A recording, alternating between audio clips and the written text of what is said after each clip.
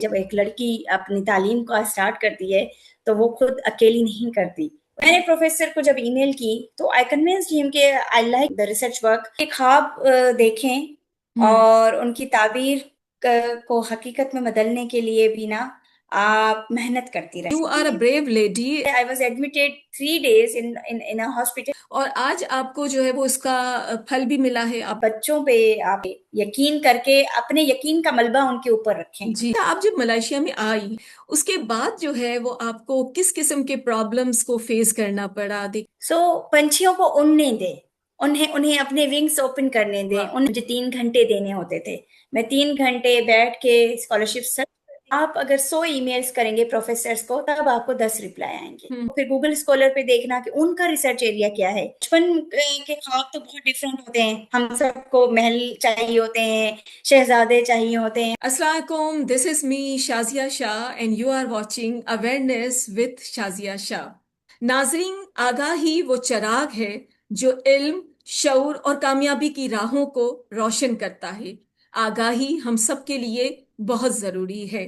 इल्म और आगाही के इस सफर में हमारा साथ देने के लिए अवेयरनेस विद शाजिया शाह को सब्सक्राइब कीजिए और बेल आइकन के बटन को जरूर प्रेस कीजिएगा और इस पैगाम को ज्यादा से ज्यादा लोगों तक पहुंचाने में हमारी मदद कीजिएगा।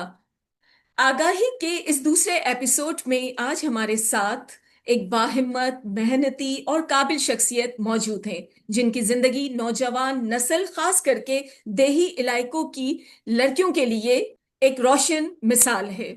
जी, आज हमारे साथ मौजूद हैं डॉक्टर शहनीला पिताफी। डॉक्टर शहनीला पिताफी, हम आपको अपने program awareness with Shazia Shah में वेलकम करते हैं। कैसी हैं आप? Thank you so much ma'am. मैं बिल्कुल ठीक हूँ और अल्हम्दुलिल्लाह आपकी दुआओं के साथ सही सलामत हूँ। और बहुत बहुत अच्छा लगा आपसे मैं दोबारा आज मुखातिब होके। और thank you so much for inviting me. Shahneela, आपने अपनी जर्नी का आगाज सिंध के एक छोटे से गांव से किया। मैं चाहूंगी कि आप अपनी जर्नी का जो आपने आगाज किया है मुख्तसरन हमारे नौजवान नस्लों तक वो जरूर उसको बताएं। थैंक यू सो मच मुझे ये प्लेटफॉर्म देने के लिए कि मैं अपनी स्टोरी हमारे नौजवानों के साथ शेयर कर सकूं। असल ओरिजिनली पाकिस्तान से बिलोंग करती हूँ, लेकिन पाकिस्तान के डिस्ट्रिक्ट खैरपुर मीरस से मैं ओरिजिनली मेरा गांव, मेरी जो असल ओरिजिन है, इट बिलोंग्स टू रानीपुर। एक सिटी है वहाँ पे खैरपुर डिस्ट्रिक्ट के अंदर। और वहाँ रानीपुर के अंदर भी कुछ किसी लाइक गांव की ही हूँ, से ही ताल्लुक है मेरा ओरिजिनली। तो उसके बाद बस लाइक यू नो के एजुकेशन और पढ़ाई और तालीम तो हमने स्टार्टअप वहीं से ही लिया था अपना। आपने अगर नाम सुना हो रानीपुर का तो वहाँ पर कुछ स्कूल थे और हैं भी सही। इनिशियली जो मेरी एजुकेशन स्टार्ट हुई वो हुई गम्बट से। आपको अगर नाम सुना हुआ हो आपने जी जी, गम्बट का। बिल्कुल, गम्बट जी। तो मेरा जो एजुकेशन का आगाज हुआ था वो हुआ था गम्बट से। तब आई मतलब मैं सिर्फ स्कूल गोइंग मैंने वहां पे स्टार्ट किया था। जब एक औरत पढ़ती है, जब एक लड़की अपनी तालीम का स्टार्ट करती है तो वो खुद अकेली नहीं करती, उसके साथ बहुत सारे लोग जुड़े हुए होते हैं। तो इस वजह से जब एक लड़की या एक फीमेल पढ़ती है तो वो अकेली नहीं निकलती। उसके बैक एंड पे बहुत बड़ी एक यानी कि स्ट्रांग दीवार की सपोर्ट होती है जिसकी वजह से वही वो आगे निकल सकती है। जी। तो honestly I would give credit to my family and my hmm. Father and my brothers, जिनकी हम्म। वजह से मतलब मेरी जर्नी स्टार्ट हुई। देन फिर मेरी कुछ प्राइमरी एजुकेशन सखर में हुई। उसके बाद मेरी सेकेंडरी एजुकेशन जो है वो भी रानीपुर से ही है।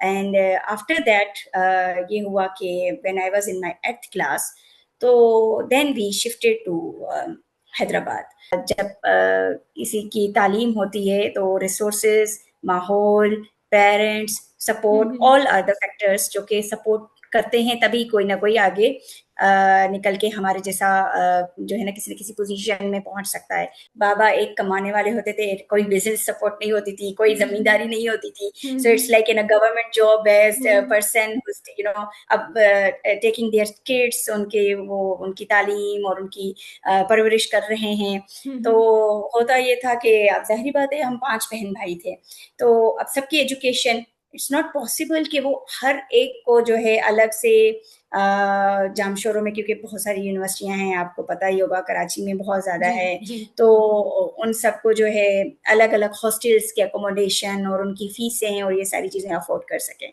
तो that was the turning point actually, कि मेरे पेरेंट्स ने ये डिसाइड किया कि let's shift towards the Hyderabad. यहाँ पर फिर कुछ हालात वहाँ पे शिफ्ट होने से पहले ऐसे हो गए थे फैमिली में, इट्स क्वाइट सर्टेन सर्कमस्टेंसेस के वहाँ पे हमें एक टर्निंग पॉइंट ये मिला कि you have to do something for yourself, तुम्हें मेहनत करनी पड़ेगी, अदरवाइज ये दुनिया तुम्हें कुचल देगी। आज भी याद है, मैं लोकल ट्रांसपोर्ट पे स्कूल जाया करती थी। At that time my all classmates were going by rickshaws, by Suzuki, like वो जो उनकी फिक्स की हुई होती थी, उनको कोई पैदल चलना नहीं पड़ता था, उनको कोई धूप में जाना नहीं पड़ता था। एंड आई वाज लाइक, मैं बहुत यंग थी और मुझे रास्ते भी नहीं पता थे हैदराबाद के। आई स्टिल रिमेम्बर कि बहुत बार ऐसा हुआ कि मैं गुम हो गई। मुझे रास्ते भी नहीं पता चलते थे, फिर घूम घुमा के इधर उधर से रास्ते ढूंढ फिर के शर्मिला, फिर मैं एक जाके जिंदगी में कहीं। एक दफा गुम हो जाना भी जरूरी है मंजिल हाँ पर बिल्कुल, पहुंचने तो के मैं लिए। अच्छा, मेरे साथ ये था शाजिया मजहर, कि मैं जो है ना एक दफा नहीं गुम हुई, मैं हम्म कोई मल्टीपल टाइम्स वहां पे गुम हुई, क्योंकि एक ही रास्ता घर से स्कूल तक का वो मुझे याद नहीं होता था वहां पर। हम्म। या शायद क्योंकि मैं एक देहाती इलाकों से आई थी, तो मुझे हैदराबाद बहुत कॉम्प्लिकेटेड फील होता था। लेकिन हमारे जो नौजवान हैं वो जल्दी मायूस हो जाते हैं। या वो दैट्स द जल्दी थिंग मायूस हो एक्चुअली। जाते हैं, वो मेहनत करते हाँ, हैं और वो कहते हैं कि उसका जो फ्रूट है ना, वो हमें बस जल्दी मिल जाए, उसका जो जो कुछ इंस्टेंट हम मिले, कर रहे हैं स्ट्रगल, मंजिल जल्दी पाने की कोशिश करते हैं और फिर वो मायूस हो शॉर्टकट्स, जाते हैं। जी, they want to shortcuts. Go with the shortcuts, और उनको बस जल्दी बिलेनियर बनना होता है, जी कि भाई बस ये चीज हो। और शायद एक्चुअली हमारे बड़े हमें कहा करते थे, और इवन हमारे टीचर्स ने हमें बहुत ज्यादा इस बातों पे इन्फोसाइज किया था। और आपको भी याद होगा कि जब हम लोगों की स्कूलिंग होती थी, तो हमें पढ़ाया भी जाता था, और साथ ही साथ हमें इथिक्स भी सिखाए जाते थे, एग्जैक्टली। हमें अच्छा बुरा भी सिखाया जाता जी था, जी। जिसमें हमें ये बताया जाता था कि दूसरों के महल देख के अपनी झोपड़ियां मत तबाह करो। बिल्कुल, दोबारा अब आते हैं आपकी जर्नी की तरफ। आपने जो है हम्म। वो एमएस किया सिंध यूनिवर्सिटी से कंप्यूटर साइंस में। जी जी। जी। तो नो मैडम, आप, मैंने एमफिल इन आईटी किया, बीएससी इन आईटी किया, और फिर MPhil in IT from the same department in university. Okay, आपने एमफिल जी इन जी। आईटी किया। बचपन में आपने हम्म। ख्वाब देखे थे? आपको क्या शौक होता था बचपन में कि आप क्या बनना चाह रही हैं? आपने कंप्यूटर साइंस को ही जो है वो क्यों सिलेक्ट किया? बचपन के ख्वाब तो बहुत डिफरेंट होते हैं, हम सबको महल चाहिए होते हैं, शहजादे चाहिए होते हैं, हम सबको वो एक स्टोरियां सुनाई गई होती हम्म हैं। So it was totally different then the hmm reality. IT was my choice, honestly. Nobody have given me that idea कि IT में होता क्या है। हम्म Everybody was like कि IT में is like in a computer होगा और आपको कंप्यूटर पढ़ना होगा, हम्म क्योंकि शायद उस वक्त इतनी अवेयरनेस भी नहीं था, किसी को पता भी नहीं था। 2012 की बैच हूँ, एंड 2012 में हमारे पास ये एंड्रॉयड या ओएस के फोन, आईओएस कुछ भी नहीं जी होता था। जी। तो हमें इतना इंटरेस्ट ही नहीं होता था इन चीजों में, बस हमें ये होता था कि अच्छा देयर इज समथिंग, कुछ टेक्नोलॉजिकल रिलेटेड चीजें होंगी। But when I go through, तो फिर I started learning. Honestly I would say कि जो कहते हैं कि गवर्नमेंट यूनिवर्सिटी में पढ़ाया नहीं होती, मैं कहती हूँ उनको आके देखना चाहिए। हम्म ऑनेस्टली हमारे टीचर्स इतने सपोर्टिव होते थे, बहुत ज़्यादा पढ़ाना, बहुत ज़्यादा सिखाना। और ख़ास तौर पे हमारी सिंध में जो लड़कियों की एक इज्जत की जाती है, आपको आइडिया होगा कि हम्म। हमें इतना प्रिविलेज दिया जाता है हर जी। जगह पे। इट वाज लाइक बहुत अच्छा मेरा एक्सपीरियंस रहा सिंध यूनिवर्सिटी में। अच्छा, फिर मलेशिया हम्म। जाना आपका कैसा हुआ? आपने पीएचडी जो है वो मलेशिया से क्यों आपने कहा कि मुझे वहीं पर जाना है, और आपने स्कॉलरशिप कैसे हासिल की? ये हमारे नौजवानों को जरूर बताइए, ताकि उनके लिए भी ये फर्दर आगे फ्यूचर में आसानी हो। जो भी मैं अपने दिल में सोचती हूँ ना, वो चीज कहीं ना कहीं आगे चल के मुझे मिलती है। माशाल्लाह। तो मैं जब आईटी में मैंने ज्वाइन किया था, तो at the very first week, और मे बी वेरी, अगर मैं एग्जेजरेट ना करूं और मैं ये कहूं कि मैंने पहले ही दिन पे ये डिसाइड किया था कि मैं एक टीचिंग फील्ड में जाऊंगी, आईटी या अपने कंप्यूटर साइंस फील्ड में, but I would go for the university level teaching. ये मैंने मतलब अपनी यूनिवर्सिटी के पहले हफ्ते में ही सोच लिया था। I think eight that time एक हमारी मैडम होती थी, मैं उनका नाम जरूर लेना चाहूंगी क्योंकि उनका बहुत रोल है मुझे मोटिवेशन देने में, डॉक्टर नीलमा भट्टी, अगर आप जानती हो उन्हें हो सकता है। तो वो मेरी टीचर थी, हम्म और लाइक उनकी पर्सनालिटी ऐसी थी कि जो मुझे बहुत अट्रैक्ट करती थी। Hmm and the way she teach, the way she speak, एक मतलब अलग ही एक उनमें ऑरा होता था। तो उनको देख के ना मुझे ऐसा फील हुआ कि यार बनना है तो ऐसा बनना है, इट्स लाइक दैट ना। बिल्कुल, कुछ टीचर्स और हमारे एक दिल लिए में एक ये सोर्स ऑफ आया, इंस्पिरेशन होते हैं। जी। बिल्कुल ना। हम्म फिर पढ़ाई पूरी हुई, उसके बाद ऑब्वियसली मैंने सिंध यूनिवर्सिटी को ही चूज किया था as a teaching assistant and visiting faculty. मैंने डिफरेंट डिफरेंट कैंपसेस में काम किया, लाइक नौशेरा फिरोज। लाइक मैं अपनी स्ट्रगल अगर शेयर करूं तो you hmm will be amazed कि मैं हम्म सुबह में 6 बजे निकलती थी, लोकल ट्रांसपोर्ट पे मैं नौशेरा फिरोज जाती थी 4 घंटे का सफर जी करके, और जी वहां पे जी। जाके मैं दो क्लासेस लेती थी 6 घंटे के, 3 आवर्स की एक क्लास और 3 आवर्स की दूसरी बिल्कुल क्लास, शनीला, मैं एज ए यही विजिटिंग चाहती हूँ कि फैकल्टी। आप अपनी स्ट्रगल जो है वो शेयर करें हमसे, ताकि हमारे जी जो जी। नौजवान नस्ल है उनको पता चले कि मंजिल ऐसे ही नहीं मिलती। मंजिल नहीं जो मिलती। है वो, मंजिल को पाने के लिए स्ट्रगल करनी पड़ती है, मेहनत करनी पड़ती है, जिद्दोजहद करनी पड़ती है। जी। बिल्कुल, ऑनेस्टली इट्स लाइक कि मैं रात के 12 बजे घर पहुंचती थी उस दिन पे। मैं हम्म सुबह के 6 बजे निकलती थी और मैं रात के 12 बजे पहुंचती थी। एंड देन ऑब्वियसली ये मेरी स्ट्रगल्स होती थी कि अगर मैं कहती कि यार छोड़ो, कौन करे इतना दूर, इस इतने हम्म तो मुझे यहाँ पे भी कोई ना कोई जॉब मिल हम्म ही जाएगी, तो हो सकता था। But I wanted to teach in university, मुझे यूनिवर्सिटी लेवल का एक्सपीरियंस चाहिए था। हाँ, नो डाउट मुझे वहां पे मिल सकती थी। मैं किसी काम को छोटा या बड़ा नहीं कह रही, हर काम अपनी जगह पे बहुत अच्छा होता है और रिस्क होता है, रिस्क के हलाल कमाना इज समथिंग डिफरेंट लेवल ना। लेकिन ये है कि जो मेरी विश थी वो तो मुझे नहीं नहीं मिलती ना। तो उस विश को पूरा करने के लिए I went straight away, travel like in, कभी कोई मानसेरा की कोच जा रही है उस पर मैं बैठ के जा रही हूँ, कभी कोई लोकल वैगन वगैरह जो ऐसी होती है ना पाकिस्तान में, आपको पता हम्म ही होगा, मैं उस पर जा रही, क्योंकि मुझे ड्राइविंग नहीं आती थी तब कि मैं ड्राइव करके जाऊं। और एंड हम्म, ऑनेस्टली वहां पे रोड्स वगैरह की हालत भी ऐसी नहीं थी तब कि हम अकेली लड़की इतना ड्राइव करके जाए। तो बिल्कुल। ये उसके बाद फिर मैंने ठट्टा कैंपस में पढ़ाया सिंध यूनिवर्सिटी की।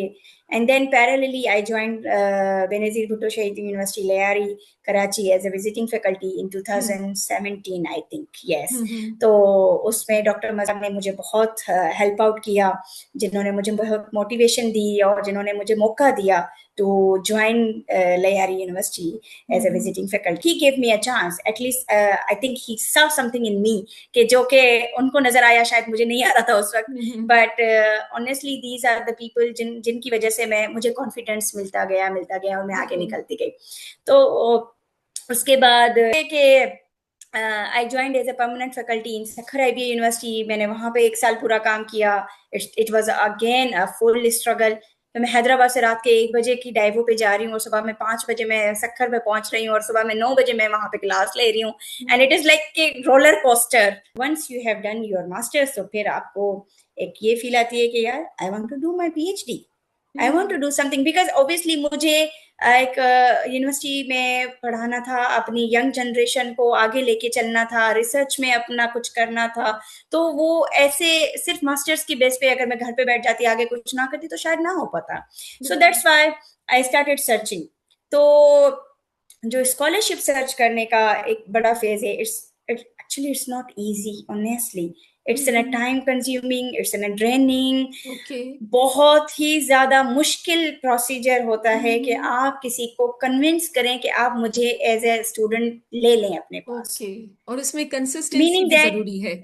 इसमें बिल्कुल कंसिस्टेंसी भी जरूरी है। कंसिस्टेंसी अक्सर नौजवान जो है वो बस बहुत। परेशान हो जाते हैं, कहते हैं कि बस मेरा नहीं होगा अब एडमिशन। तो जी। बट द थिंग इज कि आप अगर 100 ईमेल्स करेंगे प्रोफेसर्स को तब आपको 10 रिप्लाई आएंगे। हम्म डोंट अज्यूम कि आपने 10 ईमेल्स किए हैं और आपको 5 रिप्लाई आ जाए। हम्म ऐसा नहीं होगा। जी। ये क्योंकि life is not a bed of roses. Yes. So तो उसमें फिर हमें कंसिस्टेंसी चाहिए, उसमें हमें एक सब्र भी चाहिए, पेशेंस चाहिए, और उसमें हमें आपको जो है डिफरेंट डिफरेंट तरीके से, डिफरेंट डिफरेंट जगहों से आपको प्रोफेसर्स को सर्च करना होता है। तो जब मैं अप्लाई कर रही थी, I started applying right after my bachelors for my masters, but during that time I got an admission in Wuhan University, China.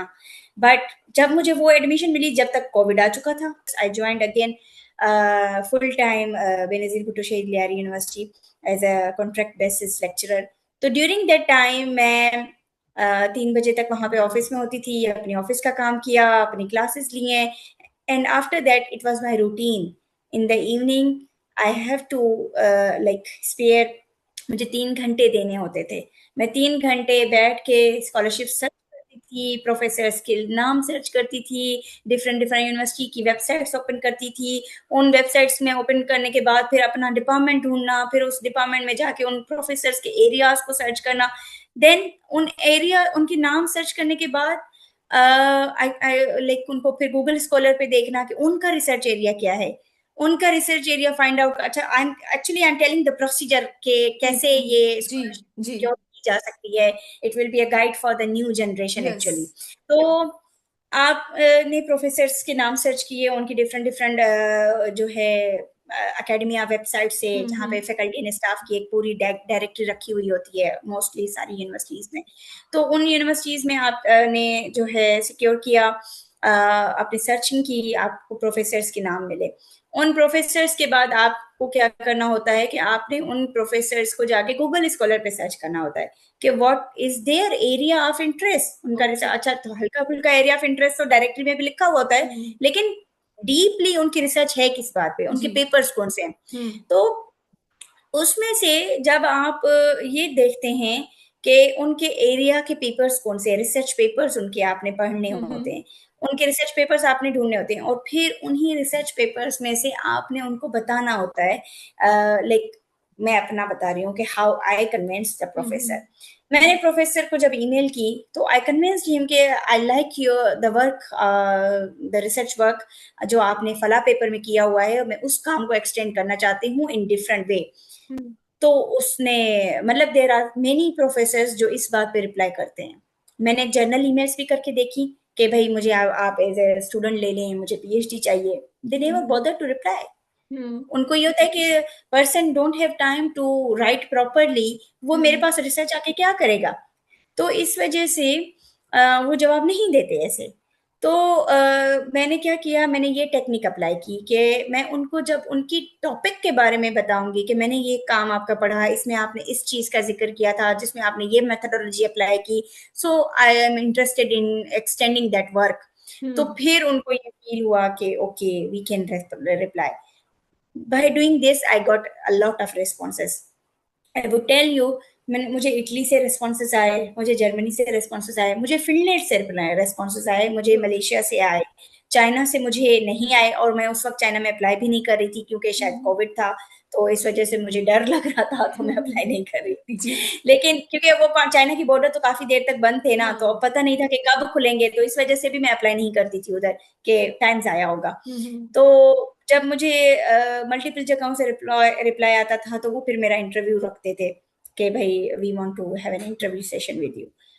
Honestly I would tell you कि मैंने शायद कोई 15-20 इंटरव्यू दिए होंगे, उससे भी शायद ज्यादा ही दिए होंगे। And it's all ongoing during 2021 from January to May मैंने इतनी ईमेल्स की कि मैं अपना इनबॉक्स देखती हूँ तो मुझे पता चलता है कि मैंने कितने प्रोफेसर्स को कितनी बार अप्रोच किया है, डिफरेंट डिफरेंट। अच्छा, मेरा ना उस वक्त ये कोई एक कंट्री टारगेट नहीं होता था, because I just wanted to do my PhD from foreign, किसी अच्छी कंट्री से मुझे फॉरेन क्वालिफाइड मेरी पीएचडी चाहिए थी। तो इस वजह से मतलब मैं किसी एक कंट्री को लिमिट नहीं करती थी। मतलब आप अपनी अपॉर्चुनिटीज को क्यों लिमिट करें, एक्सपेंड योर सेल्फ, आप अपने जो है ना विंग्स को ओपन करें, आप अपने दायरे को बढ़ाएं, ताकि आपको जो है वहां से चीजों का पता, मतलब अपॉर्चुनिटीज मिलेंगी ना। ऐसे तो नहीं है ना कि आपको कोई और दूसरा, the main important thing is, whenever you get an opportunity, grab it. मैं कहती हूँ हमारे यहाँ स्टूडेंट्स बहुत ही ज़्यादा पेम्पर्ड हैं कि अगर उनको प्रोफेसर कुछ कहता है कि अच्छा तो फिर मेरे पास वर्क प्रोजेक्ट भी होगा, साथ में रिसर्च का, साथ में कोई ग्रांट का काम भी होगा, एंड साथ में you have to take the labs also for the UG student. तो बहुत सारे स्टूडेंट्स वहाँ पे हालांकि वो आना चाह रहे होते हैं, लेकिन शायद उनको वो जवाब देना नहीं आ पा रहा होता कि उनको कैसे कन्विंस किया जाए। ये होता है कि उनका रेस्पॉन्स जो होता है ना, वो टैकल वो उसको ऑब्जर्व कर रहे होते हैं कि how he is responding, how his facial expressions are changing. कि अगर तो वो मोटिवेटेड है to do all the things, तो वो हम्म क्लियरली कहेगा कि yes I I will do. Sometimes हमारे स्टूडेंट्स इस पे डिनाई कर देते हैं कि नहीं, मैं तो अपनी पीएचडी के अलावा और कुछ नहीं कर पाऊंगा। तो it's a great signal for professor. वो कहेगा कि आज अभी मैंने सिर्फ इसका इंटरव्यू लिया है and he is showing me this thing that I can not do your work. तो हम्म फिर आगे तो बहुत ज्यादा इश्यूज पैदा हो सकते हैं। Hmm why should I take the person जो कि मेरे लिए प्रॉब्लमेटिक हो? वो अपने लिए प्रॉब्लम क्रिएट नहीं करेगा। तो इस हम्म वजह से आपको like you have to go all out hmm because you have to take that opportunity hmm and उसमें आपको समटाइम्स ऐसा भी होता है। हाँ, लेकिन ऐसा भी नहीं है, मैंने ऐसे केसेस भी यहाँ पे देखे हैं कि कुछ स्टूडेंट्स हैं हमारे पाकिस्तान कराची से ही आए हुए हैं, अभी भी हैं यहाँ पर। तो उनको बताया गया, सॉरी मैं थोड़ी बात लंबी करूंगी यहाँ हम्म पर। उनको ये बताया गया कि आपकी जो रिसर्च है उसकी जो ग्रांट है वो सिर्फ 1 साल की है hmm and your master is for 2 years। Then after even like इस कंडीशन के बाद भी उनको डायरेक्टली हाँ नहीं करनी चाहिए। उनको इस बात पे ये कहना चाहिए कि okay prof, I will look into this matter and then I will get back to you. क्योंकि हम्म अगर आप डेस्परेटली शो करवाएंगे तो फिर तो वो आपको उस तरीके से नहीं कंसिडर करेगा ना। हम्म वो ये कहेगा कि शी और he is desperate to come, मैं इससे कुछ भी करवा लूं। हम्म द वे मेरा जैसा भी तरीका होगा मैं इसको वैसे डील कर सकता हूँ। सही लेकिन अगर आप ये कहें कि I will look into this matter and I will discuss with my family or I will discuss with my prof who is like my mentor here, then I will get back to you, then उसको ये हम्म लगेगा कि he is taking time to take the decision. So that is actually right way to hmm uh, get in such situations. और I would like मैं यहाँ पे इस platform से अपकमिंग जनरेशन को यही कहना चाहूंगी कि अगर आपकी पीएचडी है और आपको कम से कम 3 साल की स्कॉलरशिप मिलती है तो देन यू कैन कम। अगर नहीं है तो अगर आपको 2 साल की स्कॉलरशिप देते हैं, प्लीज डोंट। फिर हम्म आपके लिए बहुत सारे इश्यूज होते हैं। हाँ, अगर तो आप अच्छी फैमिली से बिलोंग करते हैं जो कि आपको स्पॉन्सर कर सकते हैं तो देन नो मैटर, फिर आप आ जाए हम्म मेरे। हम्म लेकिन अगर आप नहीं है ऐसे तो फिर आपकी पीएचडी 2 सालों में नहीं, वो आपको इनिशियली प्रोफेसर ये कहेगा कि हाँ यू कैन डू इट, हम जल्दी जल्दी काम कर लेंगे, तुम्हारी रिक्वायरमेंट पूरी हो जाएगी, बट ऐसा नहीं होता। और जी अगर वो 2 सालों में हो भी जाए तो हायर एजुकेशन कमीशन पाकिस्तान नहीं मानेगी उस बात को बिल्कुल until it बिल्कुल is not meeting the requirement। तो ऐसी पीएचडी का आपको क्या करना जो कि आपकी अपनी गवर्नमेंट ना माने। So hmm that's the thing actually कि इन चीजों का स्टूडेंट्स को ख्याल रखना चाहिए। Don't be so desperate to hmm grab the opportunity. या you grab once you get, but good, not the hmm desperate thing. Don't show the desperation actually. आपने बहुत अच्छी बातें की शहनीला।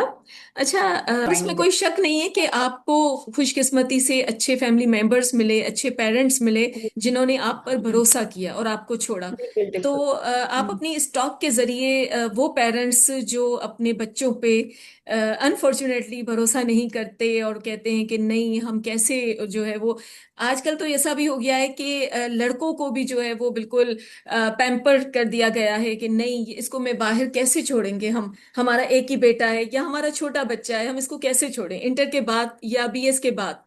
तो उनके लिए नहीं आपका क्या छोड़ती बात। मैसेज होगा ऐसे पेरेंट्स के लिए? आ, एक मैं मिसाल देना चाहूंगी यहाँ पर कि जो अ, पंछी होते हैं ना, जैसे कबूतर हो गया, जैसे पैरट हो गया, या और भी कोई पैर अगर हैं मुझे अभी याद नहीं आ रहे, तो उनको उड़ना तब तक नहीं आता जब तक आप उनको पिंजरे से नहीं निकालते। हम्म वो अपने आप को सस्टेन तब तक नहीं कर पाते जब तक वो पिंजरे से नहीं निकलते। हम्म सो पंछियों को उड़ने दे। उन्हें उन्हें अपने विंग्स ओपन करने दें, वाह, उन्हें कुछ करने दें, बिल्कुल। ताकि लोग आपको उनके नाम से पहचाने कि see hmm. He is the father of that guy, he yes. Is the mother, she is the mother of that guy. Hmm. ये ना कहे कि ये उसका बेटा जा रहा है। हम्म। आपको पहचाना आपकी औलाद की वजह से जाए। और ये मैं कहती हूँ कि इसमें ना अपने हमारे पेरेंट्स का बहुत रोल होता है। Actually they can't trust, because obviously हमारा मुआशरा बहुत ही ज्यादा ऐसी चीजों में मुब्तला है कि जहाँ पे ट्रस्ट करना बहुत मुश्किल होता है। Hmm. But you have to you have to take the risk, you have to yes. Take, कि आपने एटलीस्ट एक बार रिस्क लेना है जिंदगी में। अगर आप मतलब एक कमरे में बैठे रहें कि बाहर जाऊंगा तो मैं गिर जाऊंगा, मैं गाड़ी चलाऊंगा तो मेरा एक्सीडेंट हो जाएगा, तो then you can not go anywhere ना। हम्म। मैं बाहर जाऊंगा तो मुझे टारगेट किलर किल कर देंगे, देन हाउ? आप घर पे भी बैठे मर सकते हैं। तो मैं मतलब मैं ये उन पेरेंट्स को ये एक मैसेज देना चाहूंगी कि आप अपने बच्चों पे, आप अपने बेटों पे, आप अपनी बेटियों पे यकीन करके अपने यकीन का मलबा उनके ऊपर रखें जी। कि look, I have trusted you, hmm. You don't have to break my trust. तुम्हें मेरे हम्म। यकीन का एतमाद का भरोसा रखना है। बिल्कुल, जब बिल्कुल, आप उन पे जिम्मेदारी देंगे तो ही तो वो कुछ करेंगे ना। आप बिल्कुल। उन पे जिम्मेदारी नहीं दे रहे, आप उनको इतना लाड रख के दे रहे हैं कि भाई ओके, नो प्रॉब्लम, यू जी। डोंट हैव टू डू वो एनीथिंग। जिंदगी में आप कुछ नहीं उनकी कर यकीन पाएंगे। ही नहीं कर रहे। बिल्कुल, बिल्कुल, वो जिंदगी में कुछ नहीं कर पाएंगे। अच्छा, आप जब मलेशिया में आई, आप आ चुकी, ठीक है, उसके बाद जो है वो आपको किस किस्म के प्रॉब्लम्स को फेस करना पड़ा? देखिए, यहाँ की जो है वो सकाफत, जिबान डिफरेंट है हमारी कंट्री से, तो आपको किस तरह की मुश्किलात का सामना करना पड़ा? मेरे लिए कुछ चीजें इनिशियली बहुत मुश्किल थी। एक तो अकेली, I never travelled oversee, I hmm. never, honestly, 3 days before I was crying and के मुझे नहीं जाना, मुझे नहीं जाना, मैंने मैंने नहीं जाना। And hmm. at that time my family was there to push me, no you have to, tickets are booked already, you got your visa, हम्म। तुम्हारी accommodation वहां पे हुई पड़ी है, तुम्हें जाना ही जाना है। एंड मैं उस वक्त बहुत लाइक यू नो, अपना देश, अपना घर, अपना मुल्क छोड़ना इतना आसान नहीं होता, जी। बट छोड़ना पड़ता है ना। तो हम्म। मुझे आज भी याद है, 3 days before I was literally crying and saying नहीं, मैंने नहीं जाना ना, मैं नहीं जाऊंगी still. But honestly eight that time also my mother, my brothers, जैसे हमने इतनी मतलब खुशियां सेलिब्रेट कर दी है कि हमारी बहन जा रही है, हमारी छोटी सी बहन जा रही है और तुम नहीं जा रही हो, यू हैव टू गो। मतलब दे वर सो प्राउड कि भाई हमारी बहन जा रही है बाहर, लाइक दैट। तो फिर मैं जब इधर आई तो yes, it was very difficult to adjust in the weather situation. यहाँ के खाने बहुत डिफरेंट हैं, हम्म। यहाँ की लैंग्वेज बैरियर इनिशियली बहुत फील हुआ मुझे। But hmm. देन अब मैंने कुछ वर्ड्स उनके बहुत ज्यादा पिक कर लिए हैं, क्योंकि मुझे यहाँ पे बहुत ज्यादा टाइम हो गया है, 4 साल यस। हो गए हैं मुझे यहाँ पर। यस। तो इस वजह से कुछ वो इंग्लिश बोल लेते हैं, कुछ मैं मल्ले बोल लेती हूँ, तो फिर हम काम चला लेते हैं। तो जो तो इस वजह से जो है ना, इनिशियली बहुत मुश्किल रहा। इनिशियली क्योंकि हम as a PG student we can not stay inside the hostel also, तो हम्म। हमें बाहर प्राइवेट घरों में अकोमोडेशन करनी पड़ती थी। एंड क्योंकि हम ऑब्वियसली इंटरनेशनल स्टूडेंट्स थे और हमें एक लिमिटेड अमाउंट मिलता था जिसमें हमें मैनेज करना होता था, तो we can not rent a whole house, तो ऑब्वियसली हमें शेयरिंग में रहना पड़ता था। तो जब आप अचानक से अपनी वो जिंदगी के इतने सारे साल गुजारने के बाद एक पुख्तगी वाली उम्र में आके अचानक से किसी और के साथ रहने लग जाएं, वो हम्म। भी ऐसे लोग जिनको आप जानते भी नहीं है, तो हम्म। इट्स क्वाइट डिफिकल्ट, एडजस्टमेंट के इश्यूज हो जाते हैं बहुत ज्यादा। एंड आफ्टर दैट आपको एजुकेशन वाइज भी बहुत ज्यादा चैलेंजेस होते हैं, हम्म। लैंग्वेज बैरियर बहुत होता है, खाना यहाँ पे बिल्कुल समझ नहीं आता था। Initially I lost my 15 kg in 1 month because I can not cook, मुझे कुकिंग नहीं आती थी। मैं अपने घर का एक पेम्पर्ड बच्चा था जिसको हमेशा घर पे खाना बना बनाया मिलता था। हम्म। एंड और बाहर भी रेस्टोरेंट्स पे कोई ऐसी चीज नहीं होती थी जो मैं खा सकूं। तो फिर I lost my 15 kg at the first month of oh, my okay. coming here. हम्म उस वक्त। एंड ऑब्वियसली एक टेंशन, क्योंकि यहाँ पर इनके ना एक प्रॉपर, जिस यूनिवर्सिटी में मैं थी, it's actually top university of Malaysia in private sector, hmm और क्यूएस रैंकिंग में आई थिंक वो 200 पे है करंटली। तो हम्म उन उस यूनिवर्सिटी की रिक्वायरमेंट्स भी बहुत हाई होती थी, that we have to complete our proposal defense in one within 5 months, otherwise the stipend will be stopped. तो मैं पीछे सारी कश्तियां जला के आई थी, मेरे पास पीछे कुछ भी नहीं था। तो हम्म ये एक बात हॉन्ट करना कि इन केस अगर नहीं हुआ तो क्या होगा, इट्स अ बिग क्वेश्चन ना, क्योंकि मेरे हम्म पास तो कोई और सोल्यूशन ही नहीं था, कोई और रास्ता ही नहीं था, और मेरे पास सिर्फ एक ही रास्ता था जिसपे मैं चल रही थी, और मुझे उसी पे कामयाबी चाहिए थी।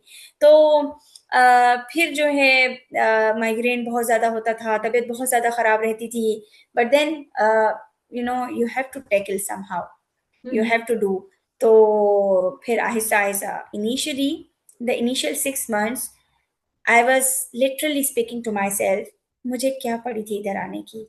इन Pakistan I had my own car, I had my job, मेरे घर पे हर आसाइश मेरे पास है, मुझे कहीं आना है जाना है, मेरे पास अपनी व्हीकल है। यहाँ पे मैं बसों में धक्के खा रही हूँ, मैं पैदल चल रही हूँ, मेरे पास कोई सहूलत नहीं है, गर्मी इतनी शदीद है, या तो फिर बारिश है, या तो धूप है या तो बारिश है, कोई नॉर्मल वाला मौसम नहीं है। नहीं है। और लाइक एवरीथिंग, बाल झड़ रहे हैं, बहुत ही ज्यादा हालत बुरी पहले 6 महीने।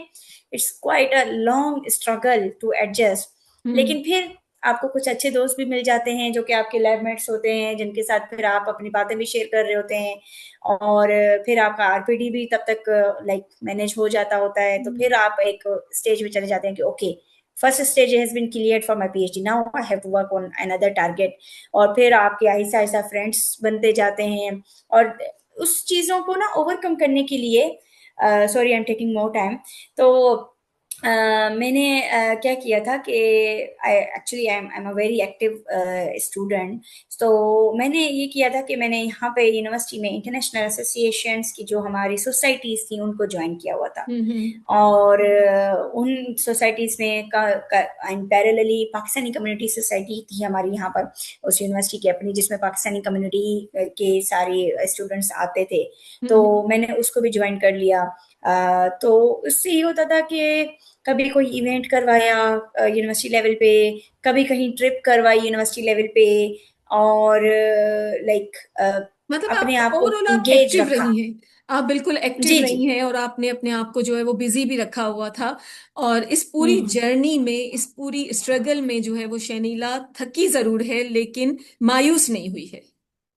ऑनेस्टली बहुत रातें ऐसी भी गुजरी हैं कि मैंने रो के गुजारी हैं, पर हम्म ये बात किसी को पता नहीं है, इस हम्म प्लेटफॉर्म पे आज सबको हम्म पता चलेगा। हम्म एंड मेरी यूनिवर्सिटी की कुछ ऐसी जगहें थी जहां पर मैं मायूस होके जाके बैठ जाती थी।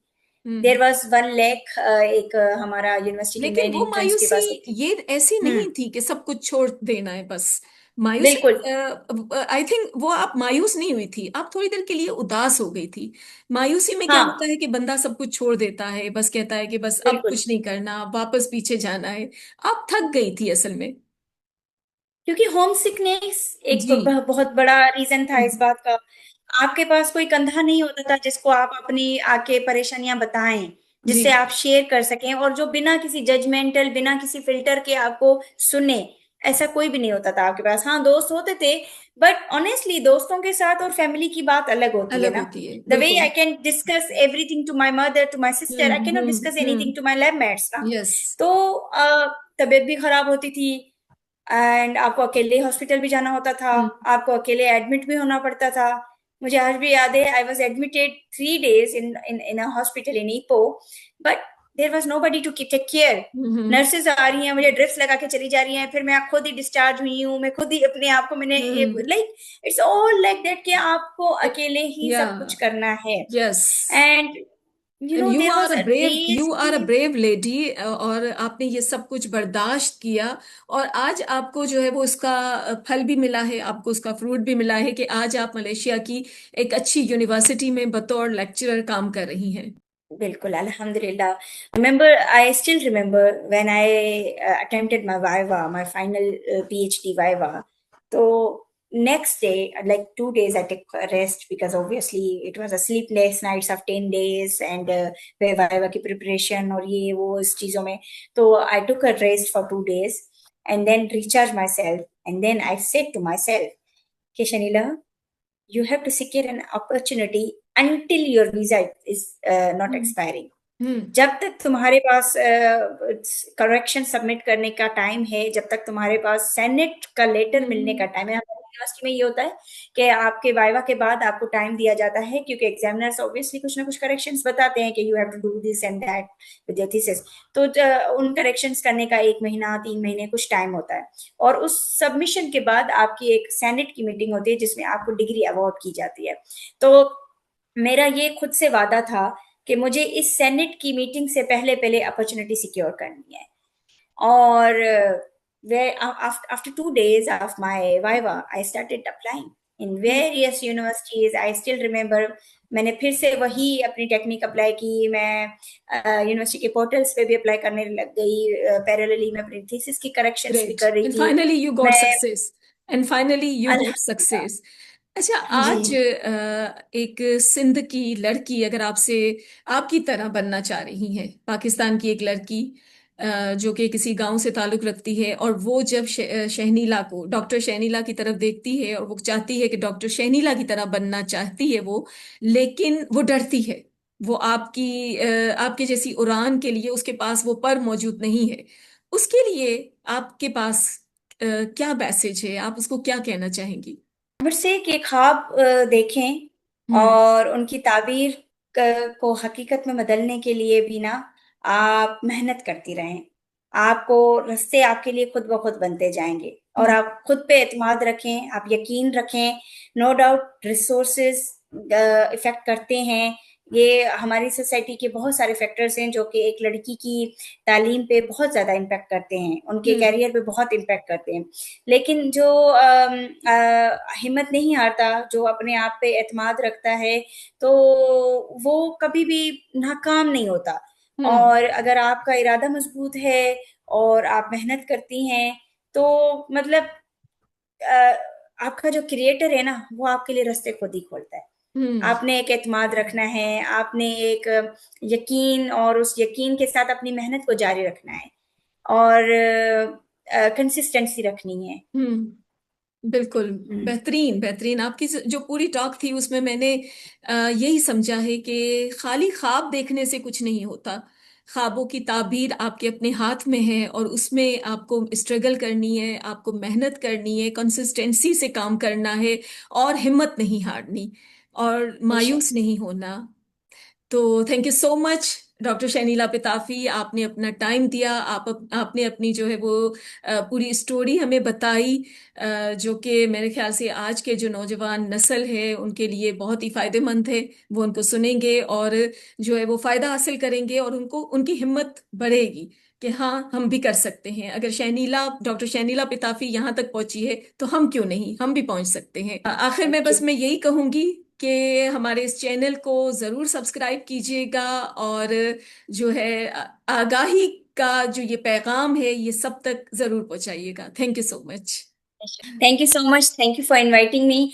एंड बहुत अच्छा लगा आपसे बात करके, और बहुत खुशी हुई अपने आइडियाज और अपनी जर्नी को शेयर करने में, कि हमारी जो यंग जनरेशन है उसको थोड़ी सी गाइडलाइंस अगर मेरी इस टॉक से मिल जाए, तो I achieve my I achieve everything honestly. अगर एक भी बच्चा इससे मोटिवेट होके उसको कोई रास्ता मिल जाता है, तो मैंने अपनी जिंदगी की पूरी बिल्कुल कमाई ये कमा बहुत ली. बड़ी अचीवमेंट होगी थैंक यू सो जी मच डॉक्टर बिल्कुल. Shahnila thank you